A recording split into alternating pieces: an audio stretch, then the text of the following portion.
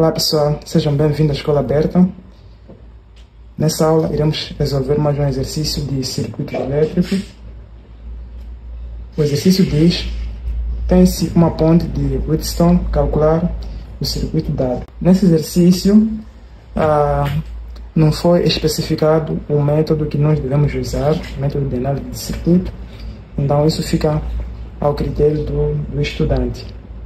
Eu vou demonstrar dois métodos aqui assim. Vou começar com um pouco mais difícil e outro menos difícil. A dificuldade refere-se ao número das equações em que cada método irá trazer. Então eu vou começar com o método de Kirchhoff e depois vou fazer o mesmo exercício usando análise nodal. Eu irei mostrar durante o vídeo que para este exercício em específico usar o método de análise nodal fica mais fácil do que usar o de Kirchhoff, ok?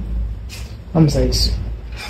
Começando com o método de Kirchhoff, a primeira coisa que nós temos que fazer é determinar o número de nós nesse circuito. Vamos contar quantos nós temos. Temos 1, 2, 3, 4 nós.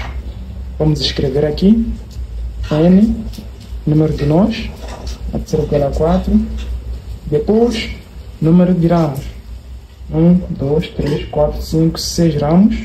Vamos escrever aqui. E por último, ramos com fontes de corrente. Nesse nosso exercício em específico, não temos nenhum ramo com fonte de corrente, ou seja, o RC igual a 0. A seguir, vamos constituir as equações através da primeira lei de Kirchhoff. Vamos escrever aqui.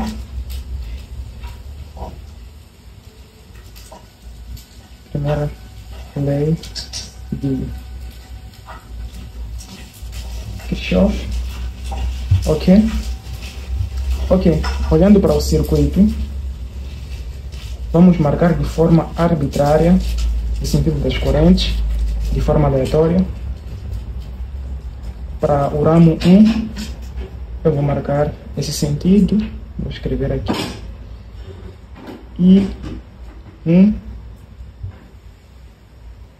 No ramo 2 vai ser esse sentido. Isso é aleatório, cada um pode escolher o sentido que quiser, mas eu vou escolher esses sentidos aqui.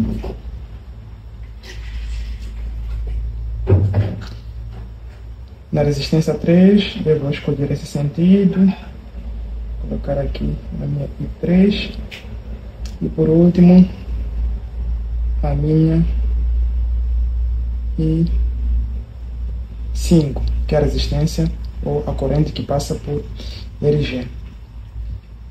Havíamos esquecido, falta nesse ramo, eu vou marcar esse sentido, vou chamar de I6. Quantas equações nós temos através da primeira lei de Kirchhoff? A fórmula é esta.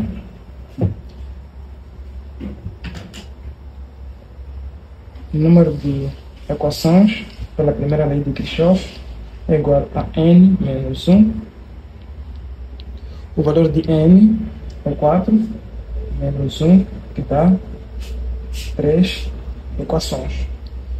Depois dali, vamos formar as nossas equações. Vou escolher o nó A.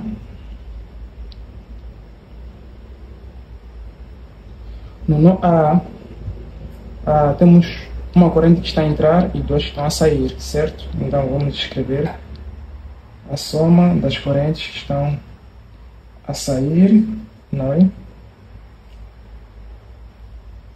Há de ser igual à soma das correntes que estão a entrar. Nesse caso, é única. I6. Vamos para o nó B. No nó B, vamos analisar.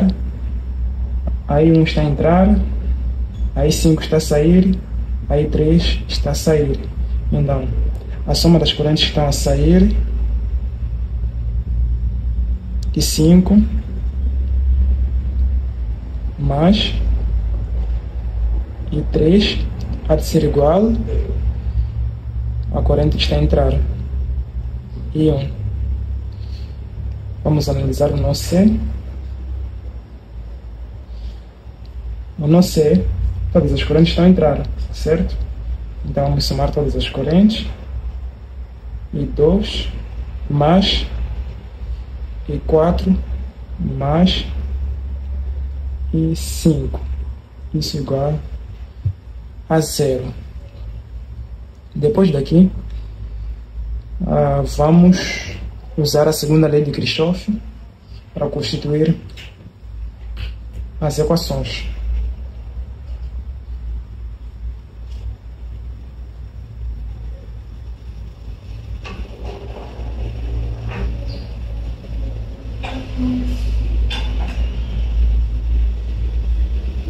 Ok, número de equações pela segunda lei de Kirchhoff. Vamos escrever N, número de equações, há de ser igual. A fórmula é esta: ramos com fontes de corrente, menos número de nó, menos 1. Colocando os valores aqui assim, isso vai me dar 6 menos 0,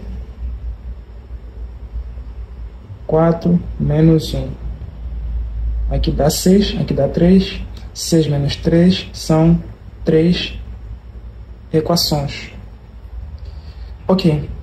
Depois de saber quantas equações iremos ter a partir da segunda lei de Kirchhoff, vamos marcar o sentido, né? Vamos escolher 3 malhas e escolher de forma aleatória o sentido em cada uma das malhas.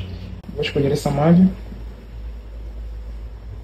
A malha que passa aqui, vou denominar de A. Vou escolher essa malha. Vou chamar de B, essa malha. E vou escolher essa malha, essa aqui. Eu vou chamar essa malha de C. Analisando a malha A, temos o seguinte: menos I1 R1 menos, porque o sentido da corrente é o contrário com o sentido do percurso da nossa malha, mais o sentido da nossa malha coincide com o sentido da I2, por isso vamos colocar mais I2 R2 menos, porque o sentido não coincide com a I5, menos I5 RG. Nessa nossa malha não temos nenhuma fonte de tensão, por isso vamos igualar a 0. Ok, vamos fazer o mesmo com a malha B.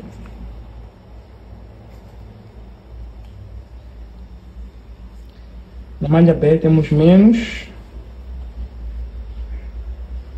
I3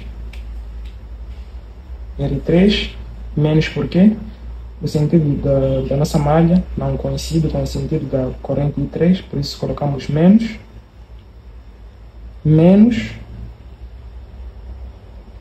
I4 R4, menos porque o sentido do percurso da nossa malha não coincide com o sentido da corrente I4, e mais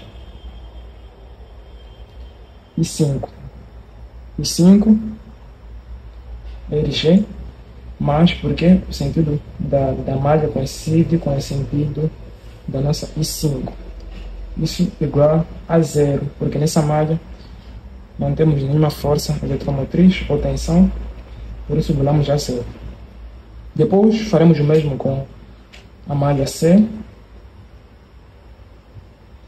A malha C temos menos I2 R2, menos porque o sentido do percurso da malha não coincide com a I2, mais I4 R4, mais porque o sentido da E4 coincide com o sentido do percurso da malha C. É igual a menos a nossa força eletromotriz. Menos porque a minha força eletromotriz não coincide, o sentido da minha força eletromotriz, o mais não coincide com o sentido da malha escolhida C, por isso colocamos menos. Depois disso, vamos reescrever esse sistema.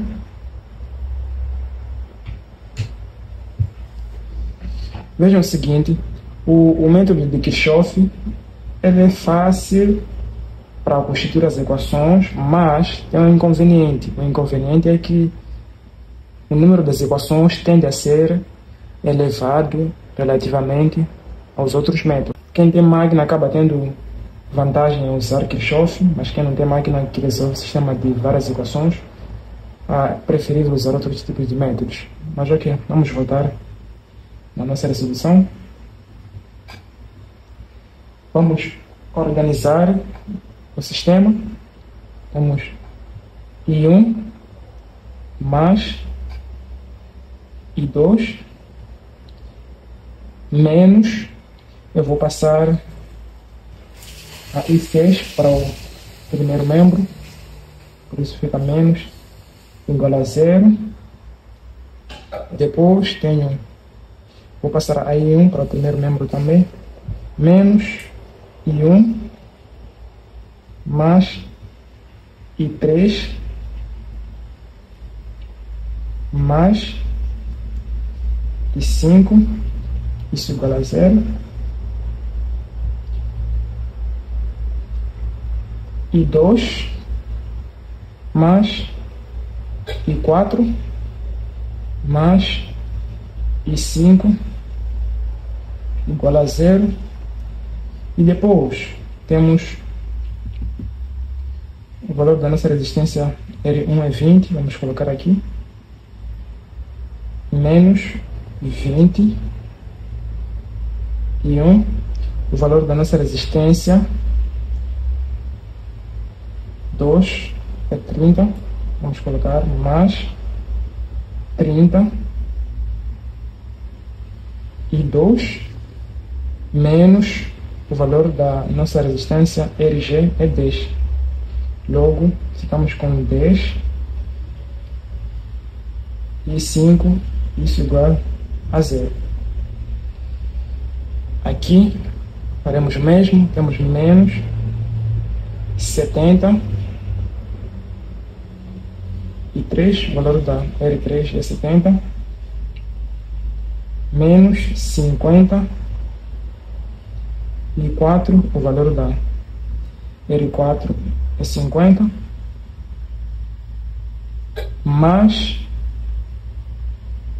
10 e 5, 10 é o valor da resistência R e G, isso igual a zero. E por último nós temos R3, R2, que é 30, vamos colocar menos 30 e 2 mais 50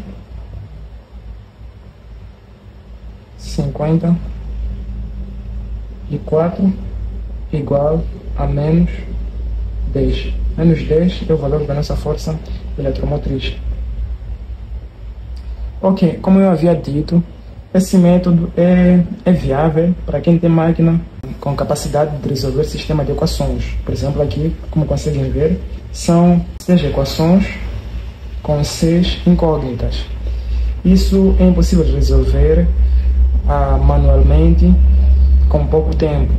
Vocês iriam levar muito tempo para resolver esse sistema de equações. Por isso, aconselho-se nessa cadeira que o aluno adquira uma máquina que consiga resolver esse sistema de equações. Mais adiante irei mostrar um método, que é o método da análise nodal. Através desse método nós iremos ter poucas equações relativamente ao método de Kirchhoff. Nessa fase eu vou colocar esse sistema na máquina e depois vocês vão acompanhar aí eu colocar o sistema.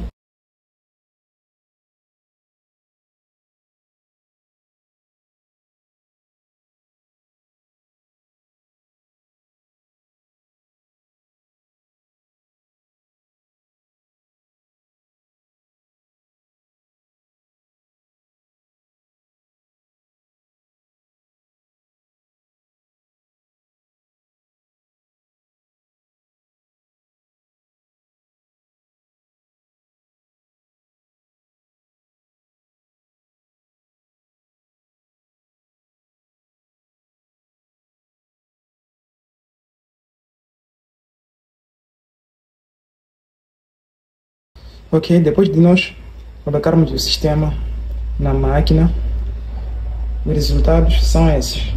Como vocês conseguiram observar, temos a nossa I1, que deu 0,1379 31 ampere. A nossa I2 deu 0,10344 ampere. A nossa I3 foi 0,10344 8 ampere. A nossa I4 menos 0,1379 31 ampere. A nossa I5 foi 0,03483 ampere. A nossa I6 foi 0,241379 ampere. Aqui nós temos o nosso sistema. Nessa cadeira, o exercício não pediu, mas se por acaso desejam verificar se os cálculos estão corretos ou não, é daí que nós recorremos ao equilíbrio de potência. Vamos ter que calcular a potência fornecida e a potência consumida, e esses dois valores devem ser iguais. Caso contrário, a nossa resolução está errada. Olhando para o nosso circuito, voltando para o nosso circuito, vamos lá voltar, percebemos que só temos uma única força eletromotriz. Não é? Não temos nenhuma fonte de corrente, logo fica mais fácil calcular potência fornecida, porque não temos nenhuma fonte de corrente. Sendo assim, potência fornecida vai ser apenas igual à única força eletromotriz que nós temos, vezes I6. Vezes I6 por quê? Porque aqui não colocamos negativo, porque o sentido da corrente I6 coincide com o sentido da nossa força eletromotriz. Caso contrário, nós deveríamos colocar menos nessa nossa fórmula aqui. Aqui está. O sentido da minha IB, aliás, IC coincide com o sentido da minha força eletromotriz. Por isso, o mais da fórmula. Colocando isso na máquina, o resultado dá 2,41 37 99 watt. Depois disso, vamos calcular a potência consumida para confrontar os resultados. A potência consumida será igual, olhando para o nosso circuito,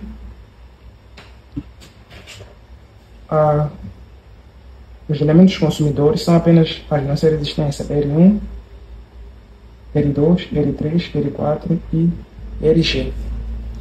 Vamos colocar aqui I1 ao quadrado vezes R1 mais I2 ao quadrado R2 mais I3 ao quadrado R3 mais I4 ao quadrado R4 mais e 5 ao quadrado RG. Substituindo esses valores na máquina, o resultado é 2,41 37,9 volts. Percebam que a potência consumida é justamente igual à potência fornecida, o que comprova os nossos cálculos. Nós já resolvemos esse exercício usando o método de Kirchhoff. Agora, como havia prometido, irei demonstrar a resolução do mesmo exercício usando o método de análise nodal. Eu disse inicialmente que o método de análise nodal será relativamente mais fácil em relação ao primeiro método que nós demonstramos aqui, em termos da quantidade de número de equações obtidas. Aqui nós iremos encontrar apenas poucas equações, 2 equações para ser mais preciso. A primeira coisa a fazer nesse método aqui é assim, que isso acaba facilitando os cálculos. Nós já temos nossos dados aqui, a resistência. Nós iremos determinar as condutâncias desse nosso circuito. Vamos determinar a condutância 1, condutância 2, 3, 4, 5. Sabe-se que condutância é o inverso da resistência. Condutância pode ser igual a 1 sobre a resistência, ou seja, é o inverso da resistência. Então, eu faço o seguinte: para calcular a condutância 1, isso será igual a 1 sobre a minha resistência aqui. Colocando isso na máquina dá 0,05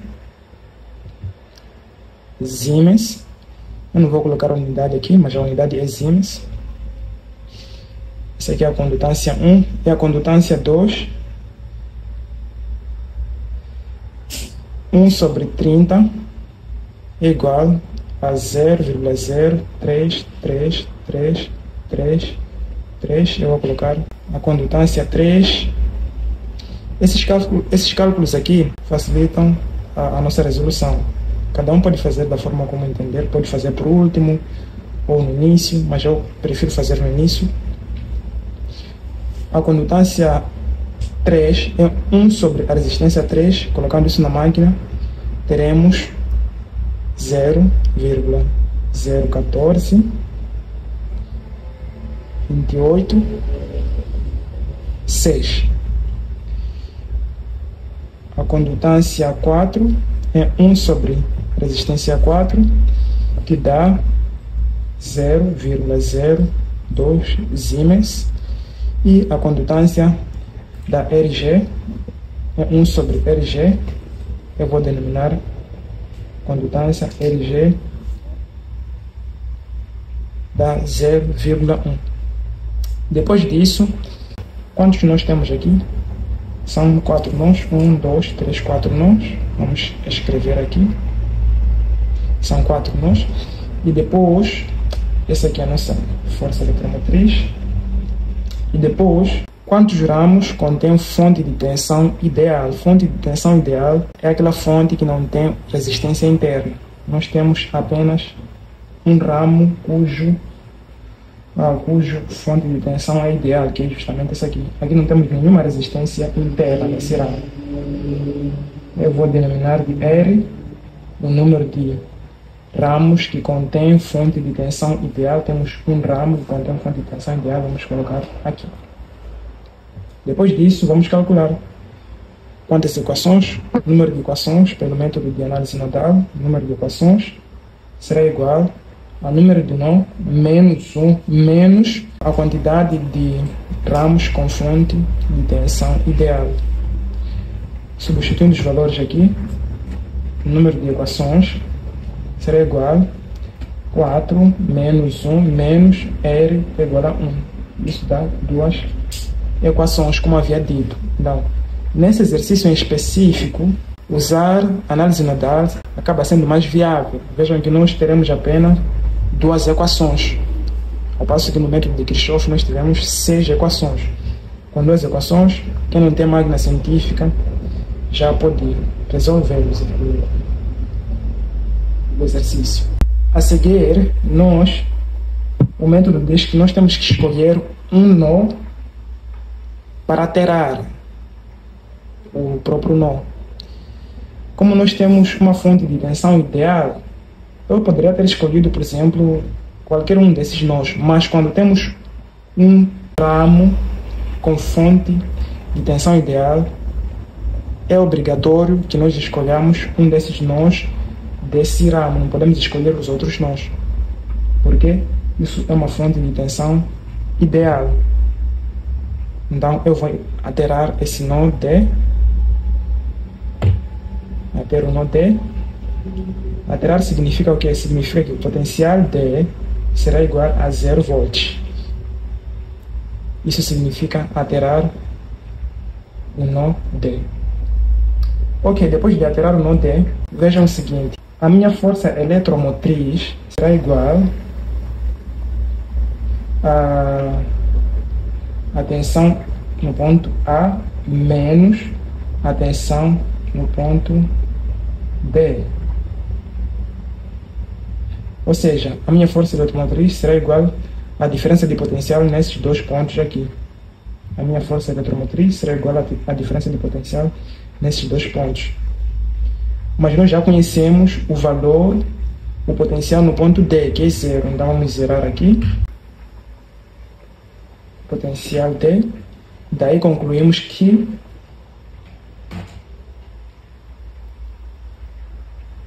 o nosso potencial A é igual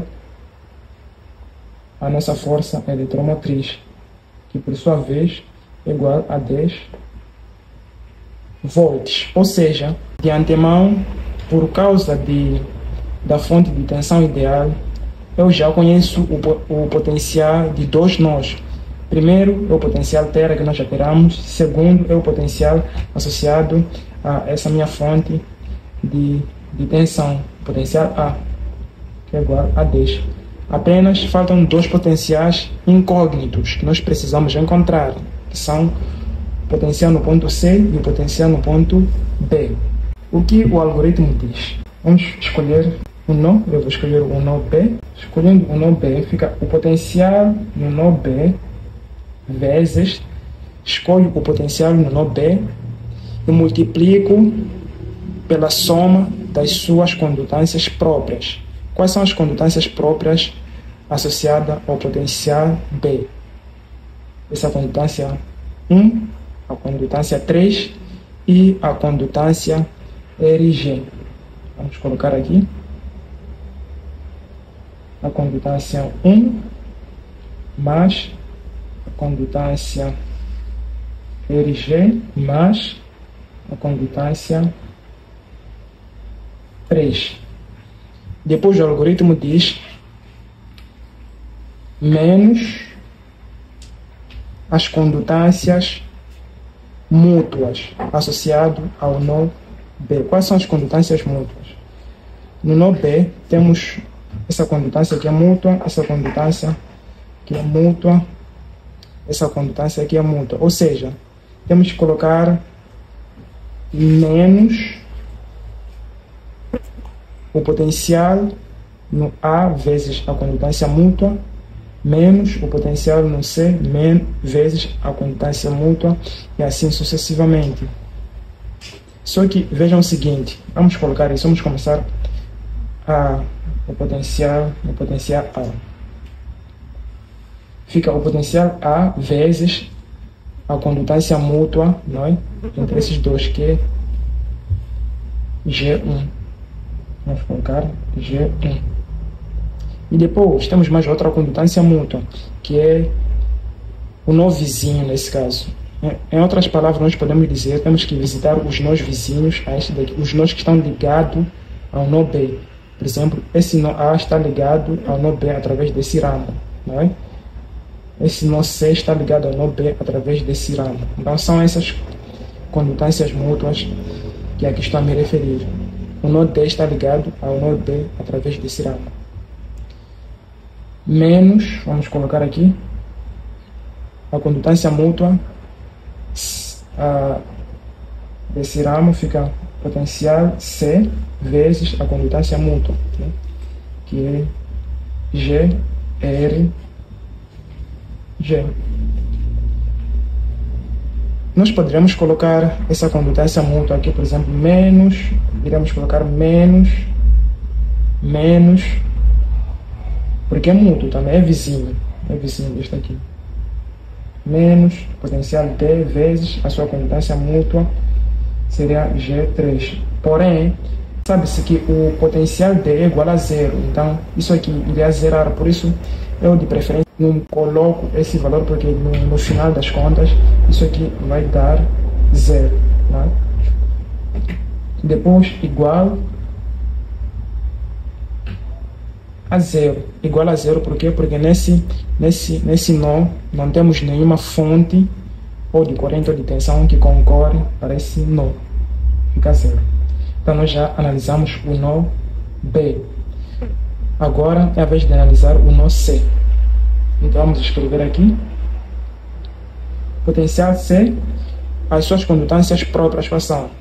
As condutâncias próprias do nó C. G2, G4, GRG. São essas condutâncias próprias. Vamos somar, como diz o algoritmo. G2 mais GR mais G4 menos o produto do potencial vizinho e as suas condutâncias mútuas. Não é? Qual é o nó vizinho deste? O nó A. Potencial A vezes a condutância mútua. Nesse caso é 2. Menos, agora o A já está, menos o B. Menos o potencial B, porque é vizinho do C, não é? Agora estamos a analisar o C. O C, os seus vizinhos é A, B e D. Então, menos o potencial B e a sua condutância mútua, que é esse ramo que eles partilham em comum.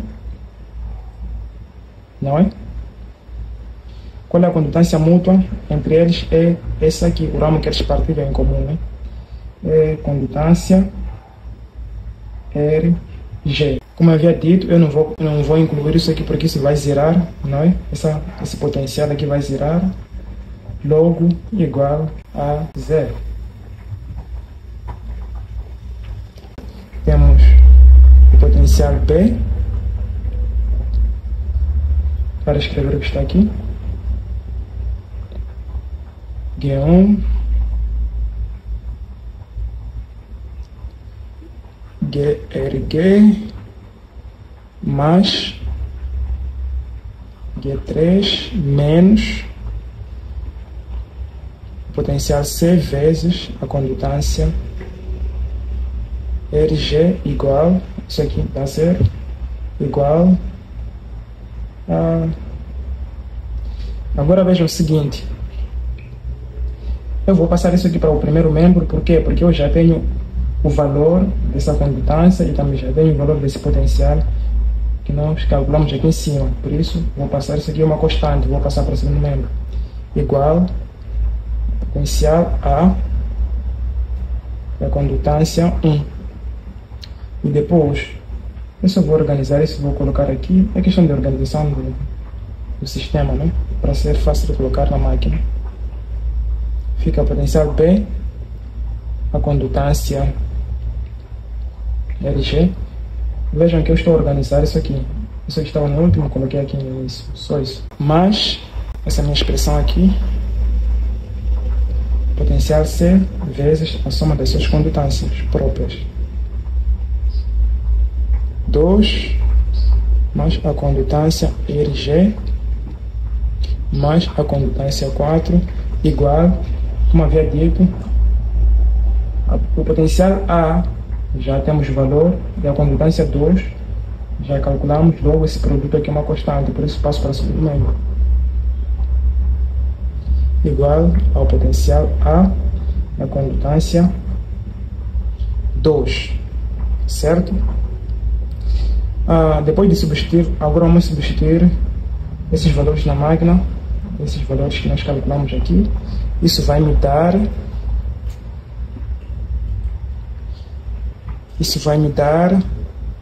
0, a soma de isto mais isto mais isto dá 0,1642 86 vezes o potencial B, que é este daqui, menos, esse aqui é o potencial B, menos a condutância RG, está aqui, é 0,1 vezes o potencial C, igual 10 vezes a condutância 1, que é 0,05, dá 0,5, né?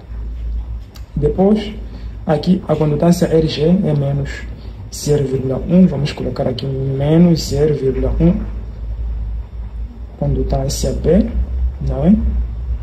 Mais condutância 1 mais condutância RG mais condutância 4, colocando isso na máquina, o resultado é 0,15 3 potencial C ser igual, e esse produto potencial A, que é 10 vezes a condutância 2, que é esse daqui, esse produto dá 0,33333. Depois daqui é só colocar o sistema na máquina. Eu não vou fazer aqui manualmente, não é o objetivo dessa disciplina. Vou colocar na máquina, podem acompanhar aí.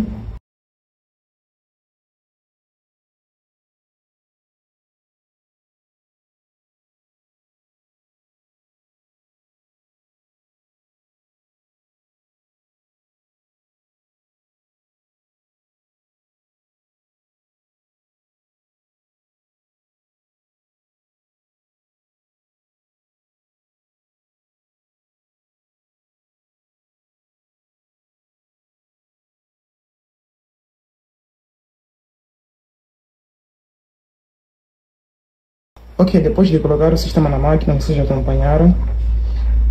O potencial B deu 7,2413,5 volts.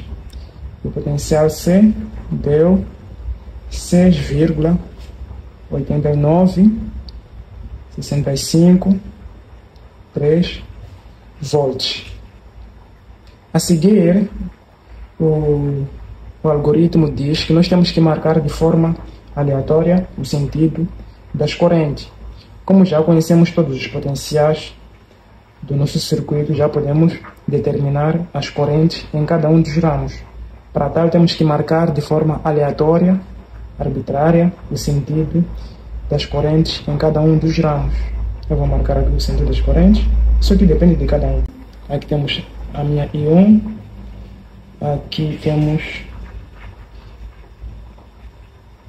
I4, I5 quis dizer, aqui temos o sentido da minha I4, aqui temos o sentido da I3, o sentido da I2 e por último o sentido da I6. Ok, depois disso é só determinar a corrente em cada um dos ramos. Eu vou começar com a corrente neste ramo aqui assim. Vocês sabem, a seta aponta para o potencial menor, né? Então fica φB há de ser igual ao potencial maior, que é o A. Estou a determinar a corrente nesse ramo.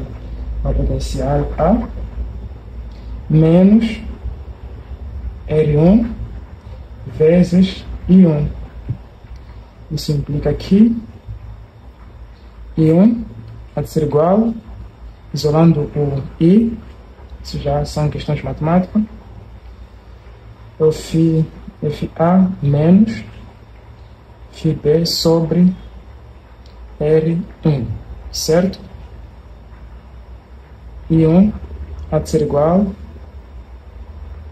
a potencial em A menos potencial em B, tudo vezes 1 sobre R1 é o mesmo que condutância 1.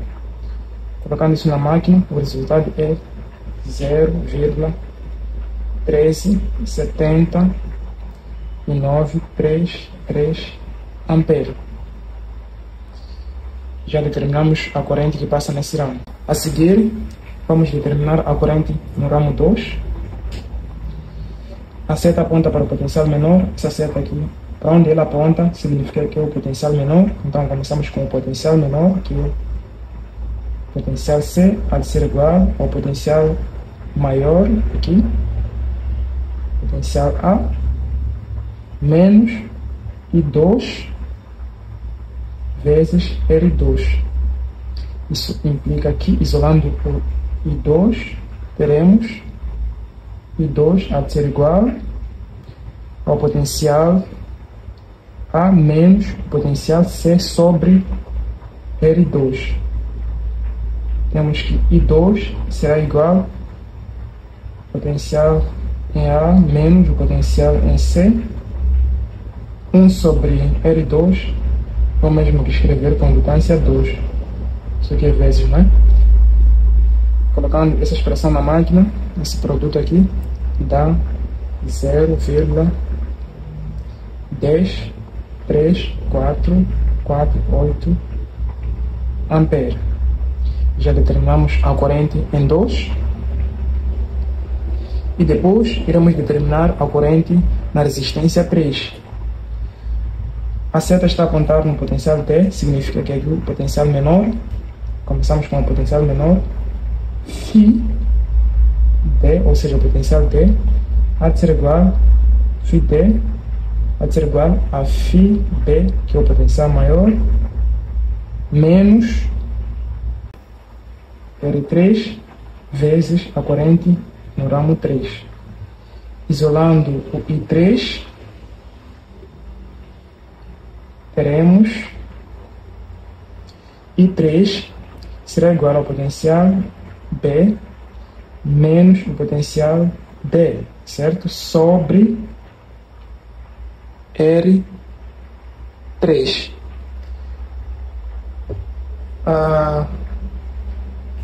Sabemos que o potencial D é igual a 0. Isso aqui dá 0. Ficamos com I3 há de ser igual a Φ B, certo? 1 sobre R3, o mesmo que condutância 3.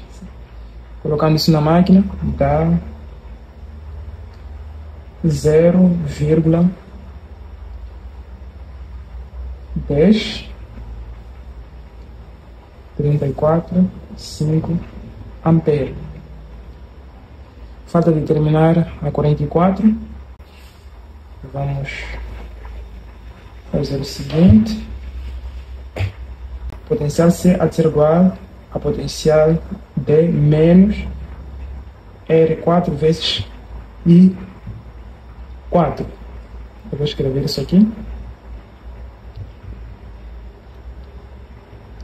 Potencial C há de ser igual ao potencial D menos R4 vezes I4. Isolando o I4, nós temos I4 há de ser igual ao potencial D menos potencial C sobre R4. Nós já vimos que o potencial D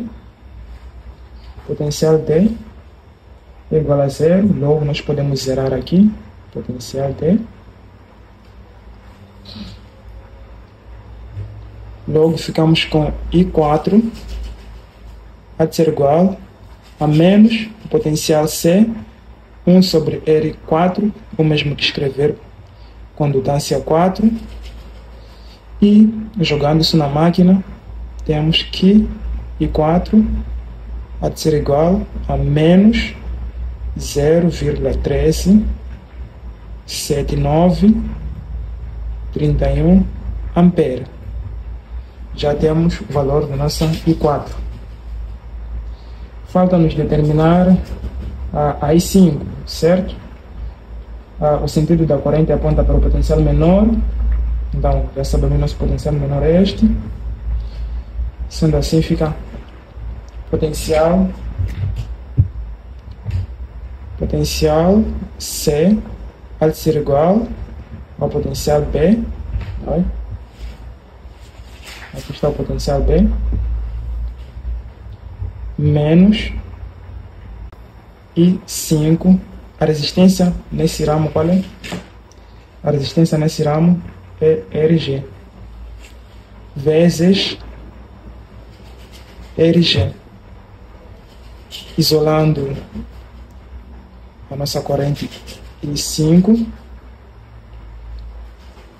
tem-se que I5 será igual ao potencial B menos o potencial C sobre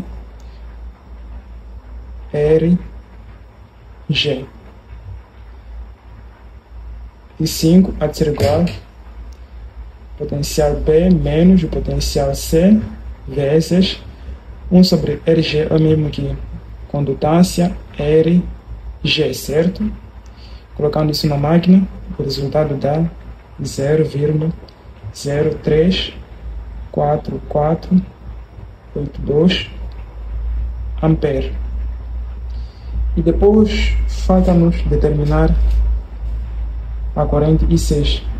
Pelo circuito, nós notamos que a corrente I6 será a soma da corrente I2 mais a corrente I1, ou seja, podemos aplicar a primeira lei de Kirchhoff nesse nó, ou seja, a soma das correntes que entram é igual à soma das correntes que saem. Olhando para o nó, quais são as correntes que estão a entrar? É apenas I6. As que estão a sair é I1 e I2. Então, vamos escrever I6 será igual a I1 mais I2. Colocando isso na máquina, 0,241381 ampere. Assim, acabamos de comprovar que, independentemente do método a ser usado na resolução de um exercício, as correntes sempre são as mesmas. As correntes que nós encontramos usando o método de Kirchhoff foram exatamente iguais às correntes encontradas usando análise nodal. O resto é matemática. Muito obrigado. Até o próximo vídeo.